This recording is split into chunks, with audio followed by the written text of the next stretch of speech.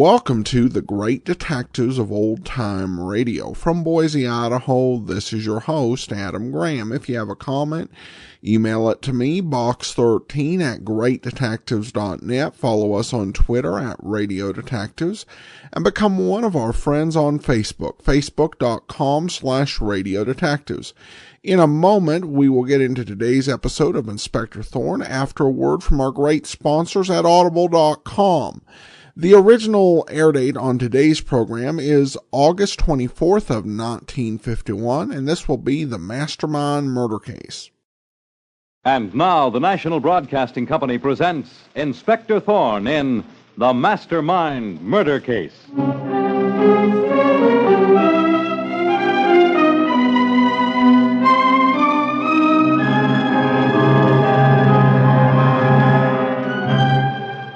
Tonight, the National Broadcasting Company presents the exploits of the spectacular young Inspector Thorne of the Homicide Bureau, whose investigations rank with many of the most celebrated ones in the annals of crime fiction. An investigator smart enough to claim he is dumb and modest enough to believe it. Tonight, Inspector Thorne turns to the Mastermind murder case.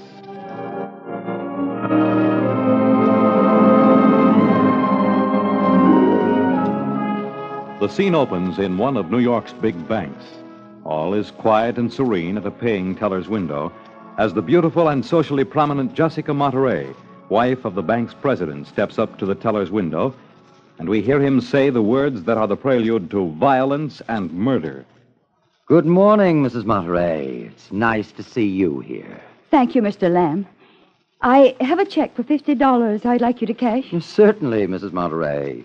Well, I'm sure this is one check we needn't look up, drawn by the wife of the president of the bank. I suppose so. Here you are, 20, 40, 50. Thanks. Is my husband here? Yes, in his office. But he has someone with him. He won't be more than a few minutes. Wouldn't you like to wait for him? No.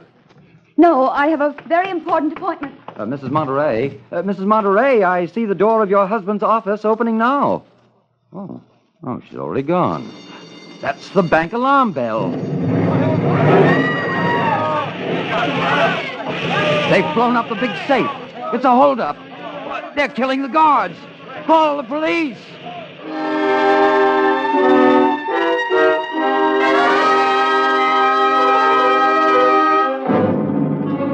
And a few minutes later, we see Inspector Thorne running into the bank with his right-hand man, Sergeant Muggan, as he says, Sergeant Muggan, get that crowd out of the way. Stand back, everybody. We're the police. Nobody leave the bank. I'm Inspector Thorne of Homicide. Inspector Thorne, I'm John Lamb, the chief teller of the bank. How do you do, Mr. Lamb? Tell me what happened here. Looks more like a massacre than a bank holdup. Those bodies are 4 of our guards, shot down in cold blood. And the bank's main safe was blown wide open. What did the robbers do? Kill the guards to get at the safe? No, Inspector Thorne. I heard a terrific explosion as the safe was blown up. Then I saw the robbers run through here on their way out, killing the guards as they made their escape. You mean the robbers blew up the safe and then killed the guards? Strange. Sergeant Muggan. Yes, Chief. Take the fingerprints of this one body. Just from one body, Chief? Not the other 3? No, this one only, Muggan. Okay, Chief. Now, Mr. Lamb, the president of this bank is Stanley Monterey, isn't he? Yes, Inspector Thorne. Follow me. I'll take you to his office. Mr. Monterey. Yes, what is it, Lamb? This is Inspector Thorne of the police, sir. Oh, yes. Well, come in, Inspector Thorne. Terrible business, this. Yes, it is. You may go now, Lamb. Yes, sir. Fortunate thing, Mr. Monterey, that your wife ran out of the bank the very moment the safe was blown. Why, she might have been killed by the bandits. My wife here? Well, she didn't tell me at breakfast she was coming. I cashed a check for her, sir. She asked for you, but wouldn't wait. Said she had an urgent appointment. Well, all right, Lamb. Go ahead now. Yes, sir. Well, Inspector Thorne, this is a dreadful thing. 4 of our trusted guards murdered. Our big safe blown. Millions in currency stolen. What is your analysis? My analysis is very simple, Mr. Monterey. Simple. It's an inside job. Inside job? How could it be? That's impossible. Mr. Monterey, of course, you've heard of the famous English bank robber, George Bridgewater. George Bridgewater? No, I haven't. You haven't? I thought every banker in the world had. Well, I haven't, Thorne. All the big jobs Bridgewater has pulled have been in collusion with someone who works in the bank. Really? Usually in collusion with a high official of the bank, Mr. Monterey. And you say you've never heard of him? I've already said that twice, Inspector Thorne. Well, from the whole setup of the job in your bank, Mr. Monterey, I'd say Bridgewater engineered it. From the inside. Very well, then, he did. Any other questions you'd like to ask? No, none, thank you. But it is curious that a banker of your standing never heard of the world's most famous bank robber. Goodbye, Mr. Monterey. Get any leads from Mr. Monterey, Chief? No lead, Sergeant Muggan. Only an idea that may be very right or very wrong. We'll start back to the Homicide Bureau now. I have some checking to do.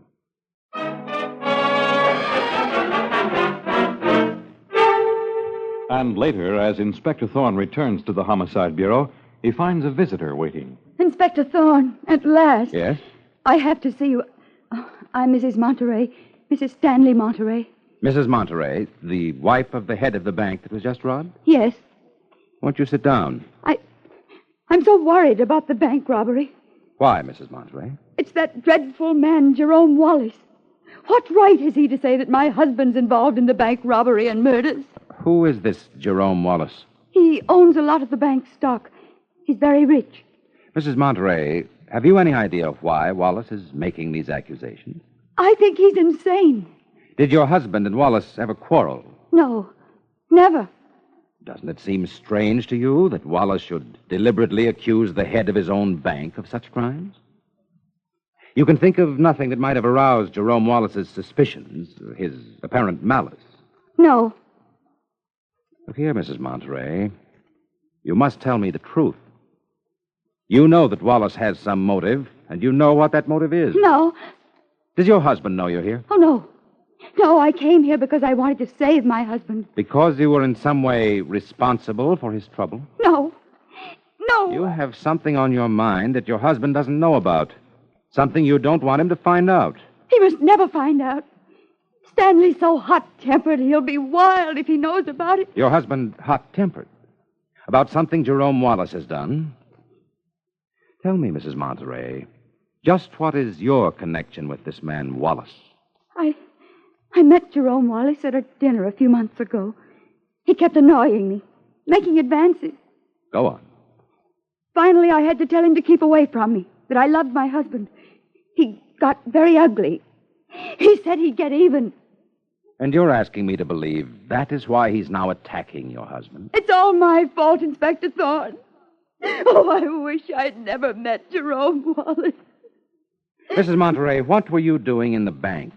And why did you run out of there just before the safe was blown up and 4 men were murdered?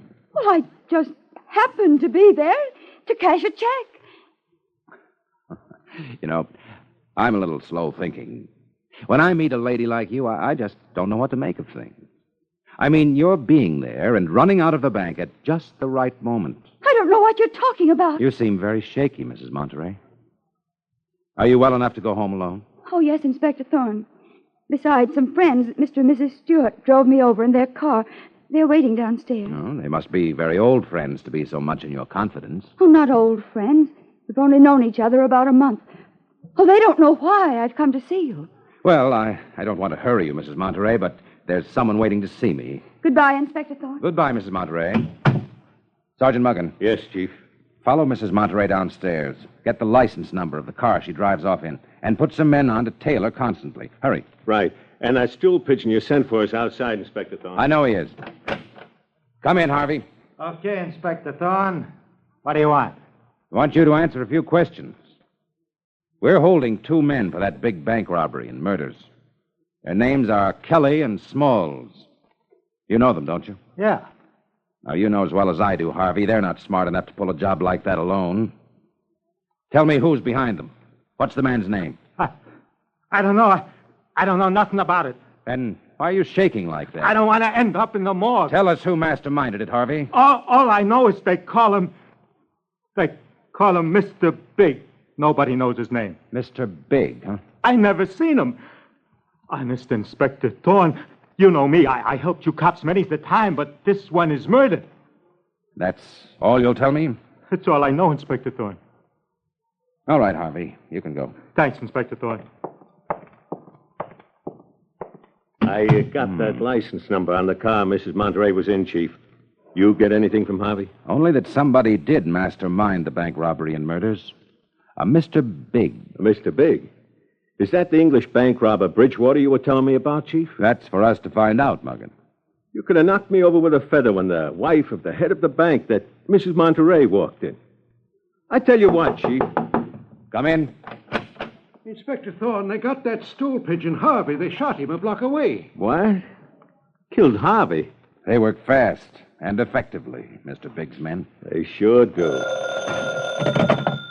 Hello, this is Inspector Thorne. Inspector Thorne, this is Stanley Monterey, head of the bank. I must see you at once. Where are you, Mr. Monterey? The bank. This is urgent. I'll be right over.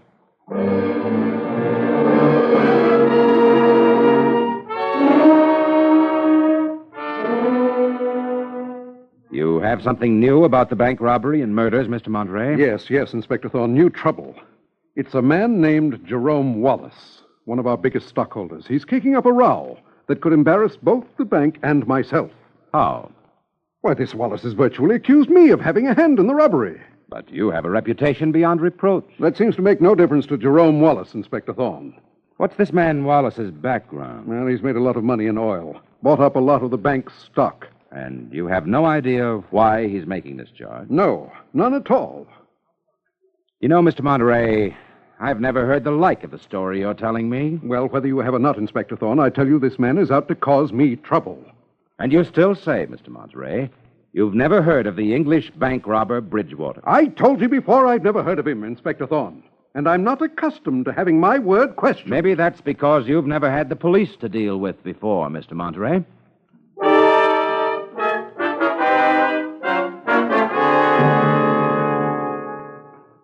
Well, Sergeant Muggin, here we are, waiting to see Mr. Jerome Wallace, the man Monterey says accuses him of the robbery. Yeah, and the one Mrs. Monterey told you was making passes at her. Well, Inspector Thorne, what can I do for you? How do you do, Mr. Wallace?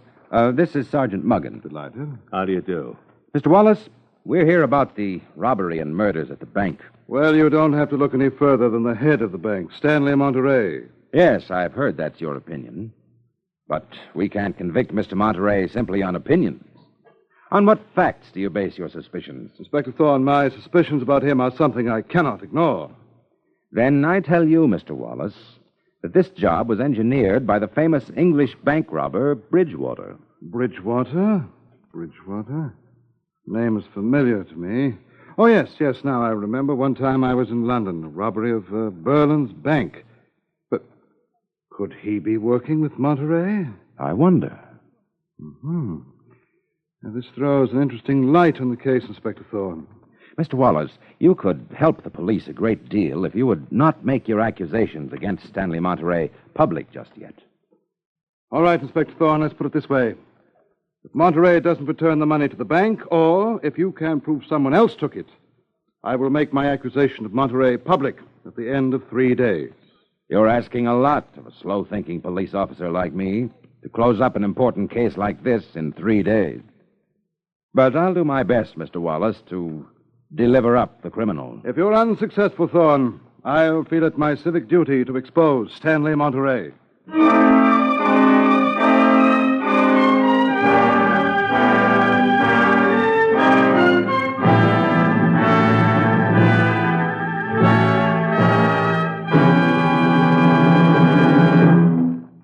Inspector Thorne in the Mastermind murder case will return in just a moment. But first, it's the Silver Jubilee on NBC.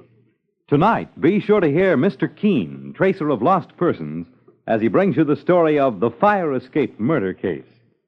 And here are a few reminders about Sunday evening's radio features. First, there's Tom Conway as gentleman detective Simon Templar, alias the Saint. Then screen actor Lloyd Nolan brings you another hard-hitting story as Martin Kane, Private Eye. And actor Carlton Young comes to the NBC microphone in the double role of Philip Galt and the Whisperer. As the Whisperer, he is able to enter the underworld, gain the confidence of criminals, and solve many of the cases which have long baffled the law enforcement authorities. Then, later Sunday evening, join Mr. Moto, the ace Japanese-American security agent, sworn to uphold world peace and bring to justice those who would push the world into another global conflict. Then, on Thursday evening, we present Dimension X, which features stories dealing in time and space, and brought to you in future tense. Hear Dimension X next Thursday. Well, there you have it, a brief rundown of the programs you soon will hear. Programs designed for the best in summer radio entertainment and heard on this, your NBC station.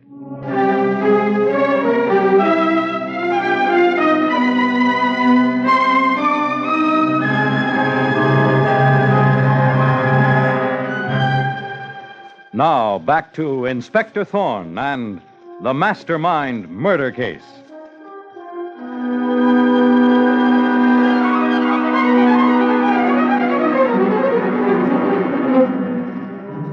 Now, at the office of the Homicide Bureau, with just 3 days to solve the gigantic robbery and murders at a great Wall Street bank, Inspector Thorne bears down on his pursuit of the mysterious Mr. Big, the man behind the crime. Sergeant Muggan enters, downcast. Chief, here's a report on the banker's wife, Mrs. Monterey. Oh, let's see it, Muggan. Look how often Mrs. Monterey has been seeing Mr. and Mrs. Stewart, those people who were in the car with her when she came here to see me. So what? They only met a month ago. A woman like Mrs. Monterey doesn't ordinarily make intimate friends so fast. Muggan, I want you to get 2 tickets to the Bijou tonight. You and me going to a show, Chief? This morning's paper says that Mrs. Monterey is going there with the Stewarts. You and I are going, too, and we're going to meet them there. Accidentally, of course. I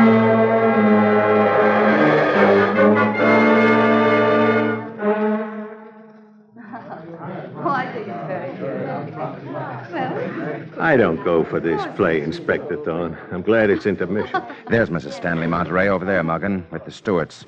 Follow me. Right, Chief. Good evening, Mrs. Monterey. what? Inspector Thorne. How nice. And Sergeant Muggan. Are you enjoying the play? It's too heavy for me. Really, Sergeant Muggan? My husband often gets bored, too. That's why I'm so glad to have Clifton and Virginia Stewart to go with. Oh, I want you to meet them. Mr. and Mrs. Stewart, Inspector Thorne, Sergeant Muggan. How do you do? How do you do? Inspector Thorne, the detective? I've often thought I'd make a good detective myself. Oh, is that so? But construction's my job. Will you excuse me? There's some other friends of mine over there, and I'd like to say hello. Come along, Virginia. All right, Jessica. Yeah, Inspector Thorne, I'd like a word with you. What about, Mr. Stewart? It's about Mrs. Monterey. She's in a state over the bank robbery. She is she? Have you been following the case closely, Mr. Stewart? Yes, I've been following it in the papers. They certainly had a clever schedule worked out. Schedule? I mean, schedule. Oh, yes. And, of course, Mrs. Monterey is always talking about it. Have you discussed it with Mr. Monterey, too? I never met him. Mr. Monterey doesn't like going to shows very much, so we just naturally keep his wife company. Now, I like a good problem play. I suppose that's why I'm sensitive to Mrs. Monterey's feelings. About the robbery and murders? That's right. Now, knowing Mrs. Monterey and all, I've been doing some thinking, and I bet I could give you a tip or two. Well, I could use some help. I'm getting the idea I'm pretty dumb catching on to this case. Tell you what, Mr. Stewart, here's my card. Oh, thanks, Inspector Thorne. Drop in and see me in the morning. Wait a minute. I think I've given you the wrong card. May I have it back? Yeah, sure thing. Here's the right one. Well, I'll be looking forward to your tips in the morning. See you tomorrow, Inspector Thorne. Good night, Mr. Stewart. That character's a windbag, Chief. Just a big butter and egg man, eh, Muggan? Sure, typical. That's where you're wrong. Clifton Stewart's not typical. He's cunning. And he's not an American. He's an Englishman. He's an international crook. What? Yes, Muggan. From the way Stewart used one word, I know he's not an American, but an Englishman. And I think the fingerprints I tricked him into giving me on this card will show he's the famous English bank robber, Bridgewater.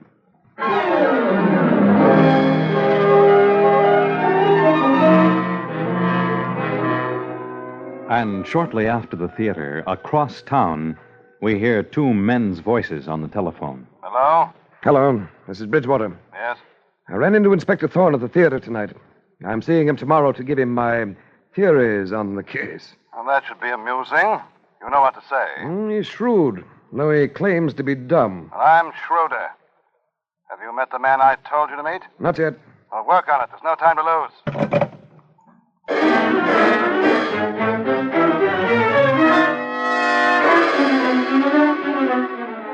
Now, next morning at the Homicide Bureau, things are beginning to happen. Inspector Thorne looks up as Sergeant Muggan enters excitedly. What do you think of this, Inspector Thorne?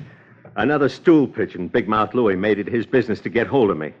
He told me who Mr. Big is. Who is he, Muggan? It's the head of the bank, Stanley Monterey. Monterey?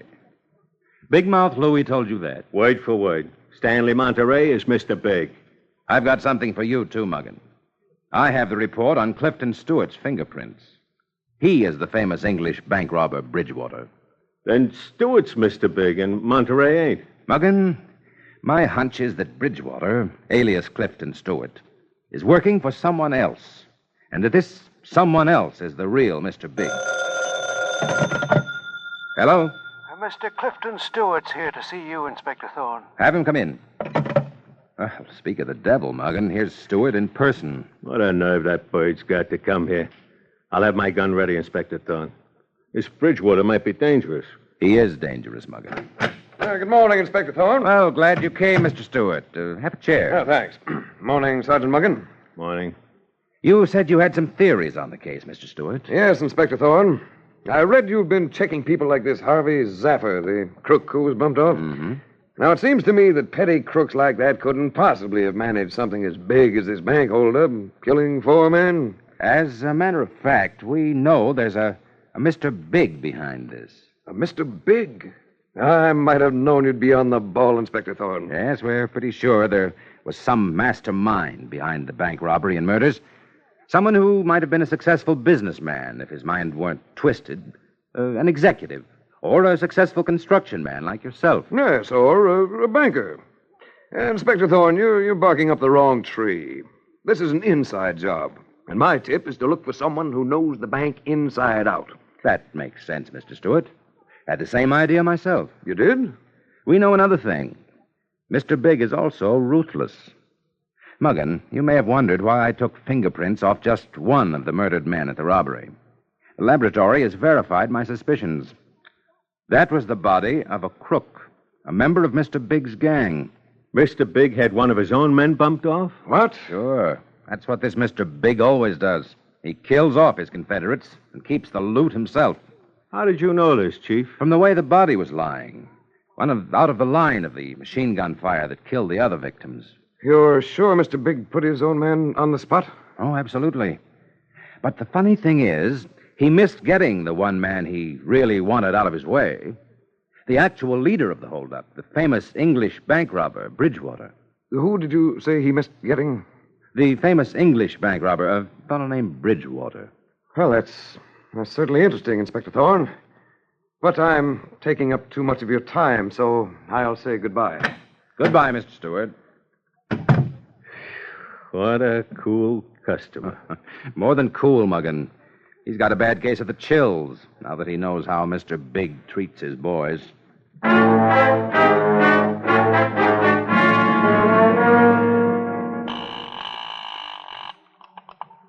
Hello? This is Bridgewater. Well? I saw Thorne. He's on to Mr. Big, but he doesn't know who he is. Listen, what are you planning for me? What do you mean? I know you had one of the boys killed. Are you fixing to throw me to Thorne? Don't be silly, Bridgewater. Why should I do that? I think Thorne suspects me. Don't worry. I've got my plans all made for Thorne. And there won't even be a body left when I get through.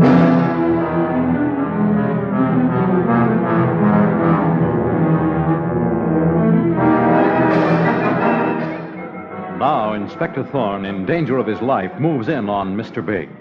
But first, he goes to see Clifton Stewart, who is really the famous English bank robber, Bridgewater. And Bridgewater, tricked by Thorne into suspecting a double cross, has decided things are too hot for him, and he's frenziedly phoning an airport. Hello? Hello. Why don't they answer? Go ahead, ring the doorbell, whoever you are. No one will answer. Hello, airport. When does the next plane leave for England? Who? Inspector Thorne! Hello, Mr. Stewart. What do you mean by breaking in like this? Sergeant Muggan here carries an assortment of passkeys. Very simple luck, Mr. Stewart. I was on the telephone. I suppose I might as well hang up now. You might as well give up, Mr. Stewart. Or should I say, Bridgewater. What are you talking about, Thorne? I knew who you were 2 minutes after we met. By the way you pronounced one word. What kind of a joke? You said it was amazing, the schedule the bank robbers worked out. Well, so I did. An American says schedule. Only an Englishman pronounces it schedule. Well, that doesn't prove I'm Bridgewater. It gave me the lead I needed. Then I got your fingerprints on that card I mistakenly gave you at the theater. Look out, Chief. I've got you covered. Don't move, Bridgewater, or I'll kill you. The devil, Thorne. You'd never have gotten me if it weren't for... For whom, Bridgewater? You might as well say it. Mr. Big betrayed you. Why should you protect him? The one chance you've got is to talk. All right, Inspector Thorne. Mr. Big asked for it. Tried to put me on the spot, did he? Now he can burn with me.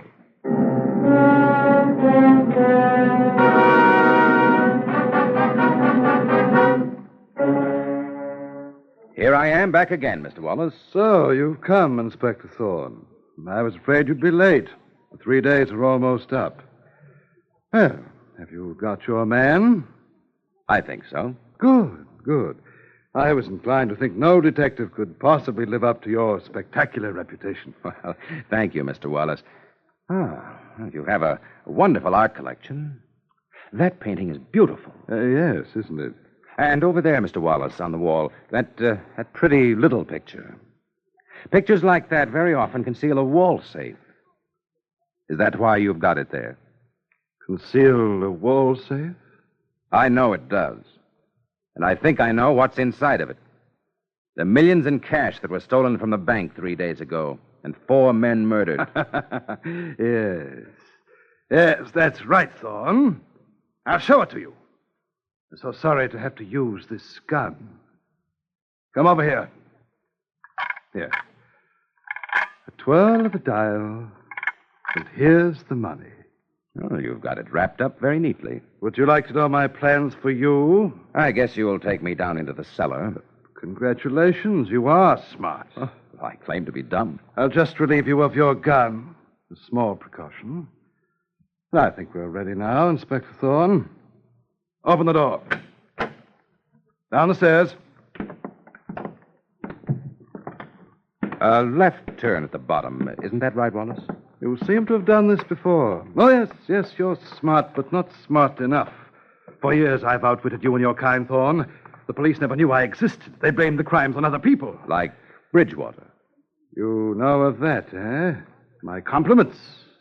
You know too much. And that's why you're going to take me into the little room with the thick walls, and then dispose of my remains in the incinerator. You are too smart, Inspector Thorne.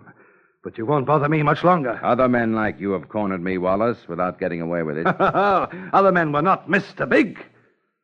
Now, there's the door to the little room, Thorne. Open it. Step in, Thorne. Step in! Get against that wall, Wallace. You're covered. Good work, Sergeant Muggan. You see, Wallace, while you were amusing yourself with me, Sergeant Muggan, with some of our men, took over your house. This time you slipped. You should have stayed at your job of being a straight criminal. Your big mistake was trying to get revenge on Mrs. Monterey, the banker's wife, because she rebuffed you. Trying to ruin her by ruining her husband. I'll get you for this, Thorne. Tell that to the judge and jury, Wallace. Hold out your hands for the handcuffs.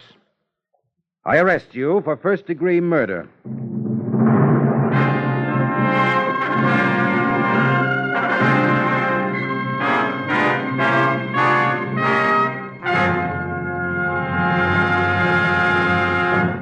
And so ends the Mastermind murder case. The part of Inspector Thorne is played by Carl Weber. Direction by Edward Slattery. The script was written by Carol Warner Gluck and Edward Francis from the original story by Frank and Ann Hummert. This is Fred Collins inviting you to tune in again next Friday at the same time when the National Broadcasting Company will present Inspector Thorne in the Doc Cigarette Murder Case.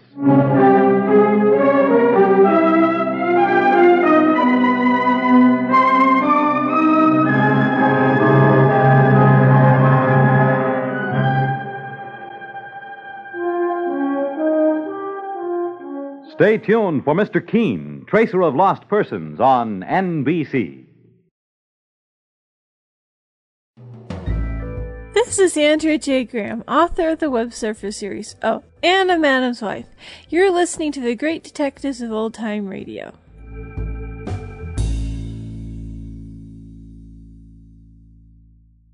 Welcome back. I think this is pretty close to being the best episode of Inspector Thorne, and did make some breaks from the close quarters questioning of everyone immediately being a suspect. And there are some nice twists in there. It was kind of easy to figure out who the famous